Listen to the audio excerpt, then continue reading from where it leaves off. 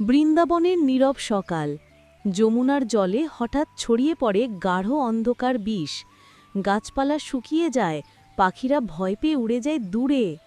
ছোট্ট নির্বর্ণ কৃষ্ণ শান্ত মুচকি হাসিতে এগিয়ে যান নদীর দিকে। গোপাল ছেলেরা আতঙ্কে দৌড়ে আসে।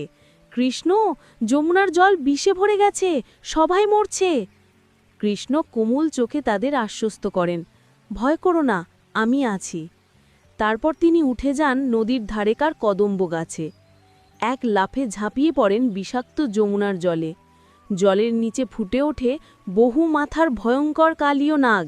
তার লাল চোখ জ্বলে উঠছে, আর কালো আঁশে ছড়িয়ে আছে বিষের উগ্রতা।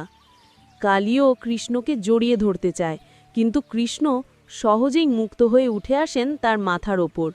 শুরু হয় দিব্য নৃত্য।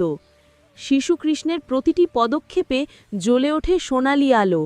কালিয়ের অগণিত ফণা দুলতে থাকে, নদী উত্তাল হয়, কিন্তু কৃষ্ণ স্থির, শান্ত, অনন্ত শক্তিময়।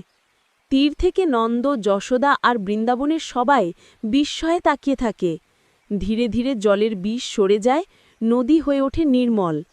অবশেষে ক্লান্ত ও পরাস্ত কালীও মাথা নিচু করে। তার পত্নীরা প্রার্থনা করে, হে কৃষ্ণ, আমাদের স্বামীকে ক্ষমা করুন। কৃষ্ণ স্নেহ ভরে কালীর মাথায় হাত রাখেন। বিষধর নাগ শান্ত হয়ে ওঠে, ভক্তির সঙ্গে প্রণাম করে। কৃষ্ণের কৃপার আলোয় যমুনা ফিরে পায় তার পবিত্র রূপ।